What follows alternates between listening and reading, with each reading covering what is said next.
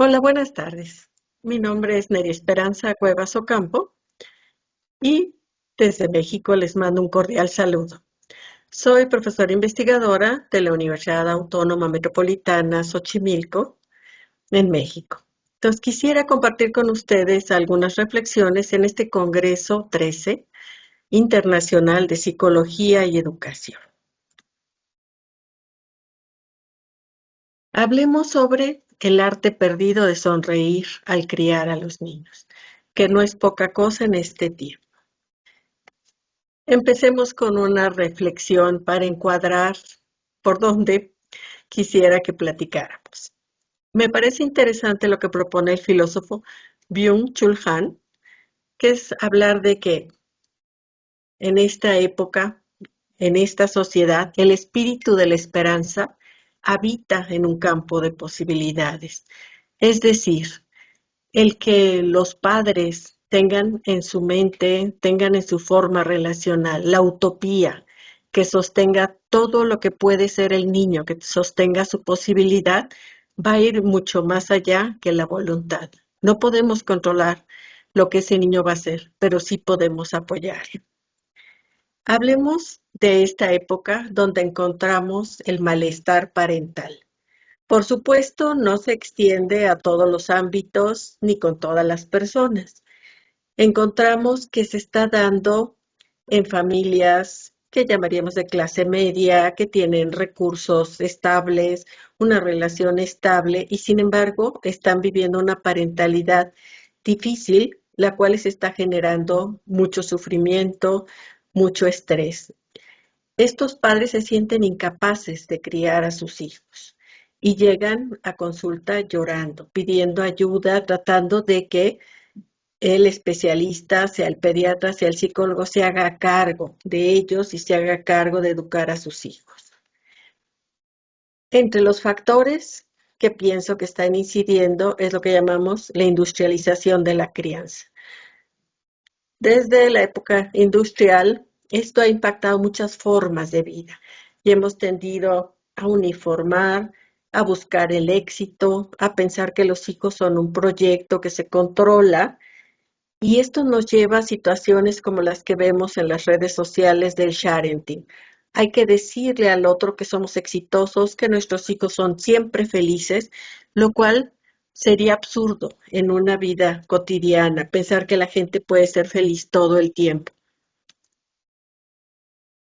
Y otro de los aspectos dentro de esta industrialización es que nos lleva a pensar a la crianza como una tarea, como algo, un proyecto que tenemos que hacerlo bien, ser exitosos y de alguna manera vamos a ser calificados. ¿Cuál es el problema? Que no permite construir el nosotros entre padres e hijos porque los vemos como un objeto externo, un objeto de control y que nos dificulta establecer esa relación o arriesgarnos a ser auténticos con ellos. Estamos más preocupados de controlar ese objeto y lograr el proyecto que suponemos es el objetivo. Tal vez tendríamos que empezar al pensar en este malestar, en este sufrimiento y este estrés que está generando la parentalidad, en hacer pensables las parentalidades antes de que ocurran, en que estos jóvenes lo hablen, lo nombren, lo piensen y puedan abiertamente decir si desean tener hijos, cuándo los desean tener o no desean tener hijos. Eso me parece importantísimo de manera que ese niño llegue a un lugar donde es esperado, donde es deseado. Si esto ocurre, se da el proceso de nidificación, se crea ese espacio entre las personas, los adultos a cargo, para albergar a ese niño. ¿Cuáles son las cosas que están jugándose en esto? Tenemos que discutir qué esperamos de ser padres, si deseamos serlo, y por parte de los expertos, de los que asesoramos a los padres, tenemos que plantearles una situación paradójica. La parentalidad es una tarea imposible. Está bajo el sello o condenada a la amartía que llamaban los griegos. En esto de la amartía estamos recuperando un mito griego donde se habla de ese héroe que tiene una tarea que llevar a cabo y que él desea terminarla, se siente obligado a lograr ese triunfo, pero resulta paradójicamente que si lo lograra, fracasaría en su intento, se perdería el objetivo de la misión. Esto parece muy extraño, pero lo que está hablando es que para los griegos ese héroe necesita fracasar, necesita descubrir que no puede controlar todo, y mucho menos el destino. Y lo más interesante, debe aprender de ese fracaso. Ese fracaso debe aparecer ante él como parte del proceso, como esa imperfección que es parte del proceso. El pensar que en el fracaso aprendemos algo y podemos avanzar más que si triunfamos. Entonces, si nosotros como especialistas acompañamos a estos padres diciendo, no existe la perfección, no existen los padres perfectos y exitosos, y nuestra tarea es acompañar como podamos, dar lo mejor de nosotros mismos. Sabemos que la familia se hace haciendo, que todos los días se enfrentan diferentes situaciones y se dan los arreglos familiares. Entonces, como dijera Pierre Bourdieu, la familia es una realidad social que define, sí, ciertamente define a los grupos, pero también prescribe y establece una serie de condiciones institucionales que obligan en cierta forma a los roles familiares y a las formas relacionales. El asunto es que pensemos cuáles de estas relaciones siguen siendo válidas, cuáles de estos roles se ejercen de otra manera en la actualidad para que podamos tener una parentalidad más disfrutada. Y lo que es muy importante, hablamos mucho de los padres y a veces olvidamos la mirada del niño. Ese niño, nos diría Felipe Lecanelier, este niño tiene un enorme sufrimiento en términos de que sus padres tienen un proyecto que lo rebasa. Ese niño lo que desea es ser amado por sus padres y ser el niño que sus padres esperan de él. ¿Y qué pasa cuando la tarea es abrumadora? Ese niño tiene un sufrimiento continuo que a veces no vemos. Estamos tan preocupados por el éxito que no vemos ese dolor en el niño. ¿Qué sería interesante al pensar en esto? Padres que sufren y se abruman, toman con mucha seriedad la tarea, que no digo que no sea importante, sino que lo toman como un objetivo que tienen que controlar, y niños que están sufriendo por ese estrés y esa sobreexigencia, tal vez tenemos que hablar de entre las familias lo importante que es alojar al otro para que el otro pueda ser en nosotros, para que encuentre en nosotros la resonancia que le permita ser.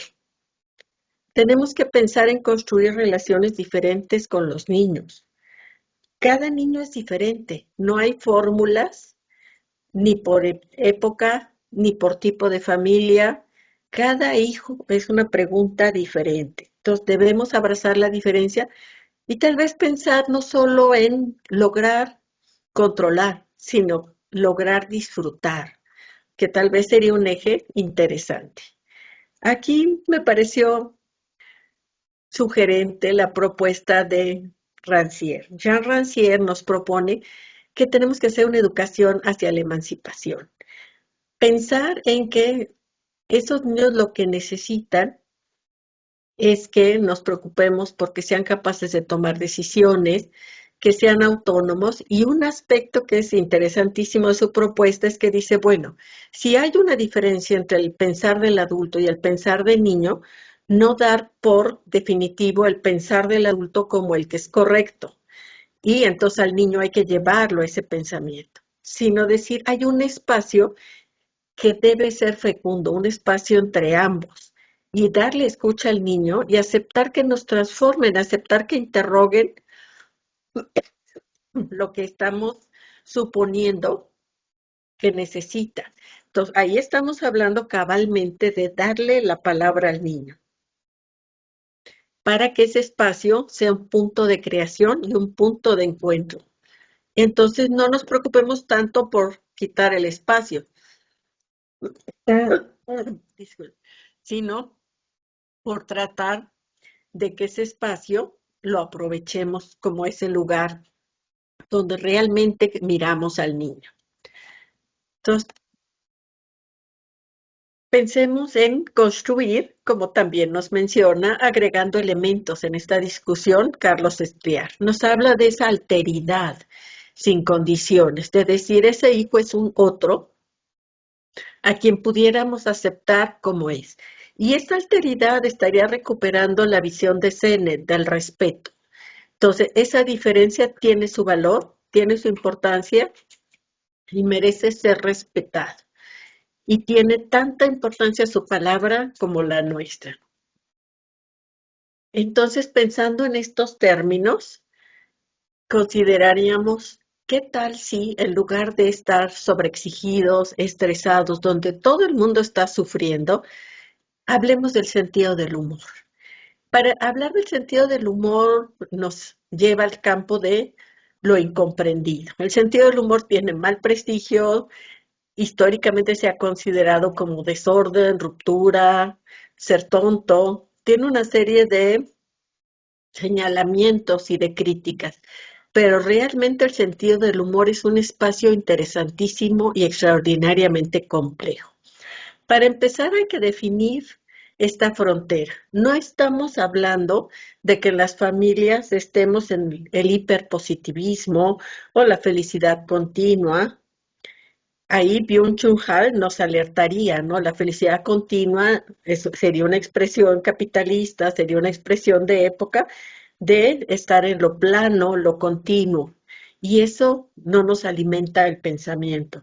No hablamos de una psicología positiva ni optimismo sin fin. No todo es espacio para el sentido del humor, ni siempre estamos con ganas de reír. Pero sí es un recurso extraordinariamente complejo que nos permite aliviar esos momentos de tensión con los niños, esos momentos en que estamos angustiados. Y entonces, contemplemos algunos aspectos del sentido del humor. El humor, antes que nada, es una inteligencia alternativa. La sonrisa, que es una de las formas de expresión, muestra la comprensión del mundo, muestra una cierta visión.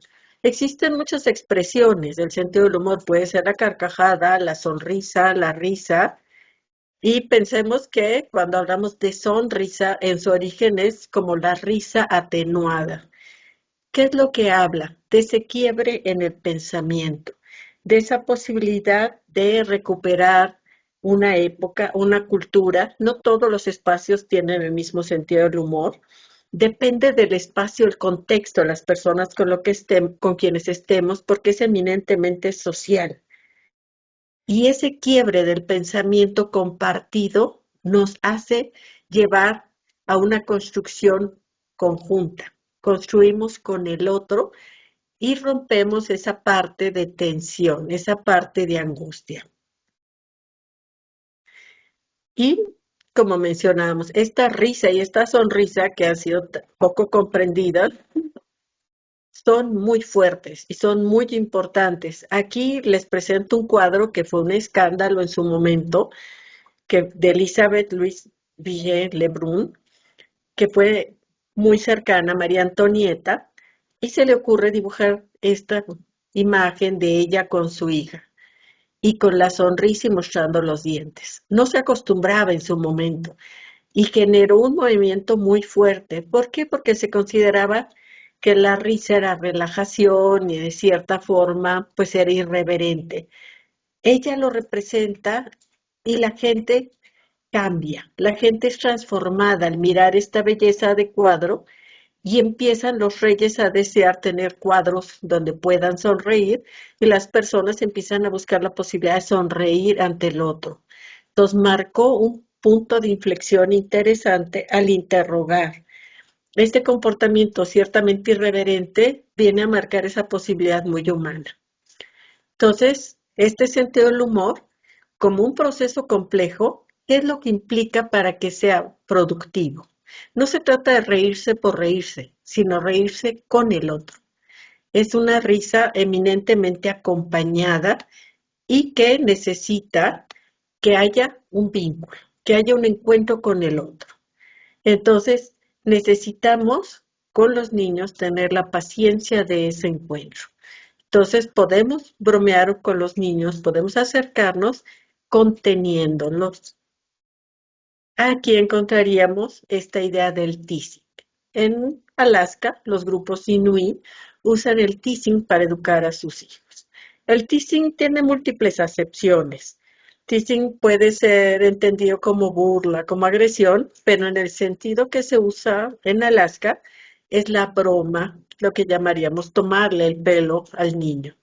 Entonces, en lugar de regañarlo, de pasar directamente a señalar la norma infringida, los padres bromean un poco al niño preguntándole, ¿realmente no lo puedes hacer? No creo que tú no puedas o que no seas tan fuerte.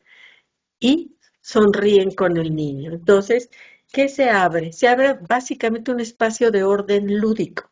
Se abre la posibilidad y se invita a los niños a transitar de aquello que está generando una tensión que puede llevar a la agresión o a no entenderse, a sonreír y a poderse poner en otro lugar.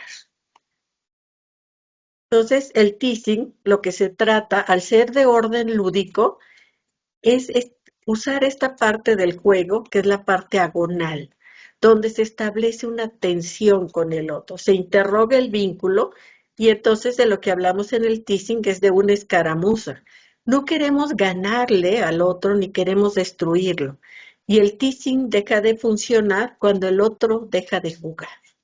Entonces el teasing, para que se sostenga, necesita varias condiciones.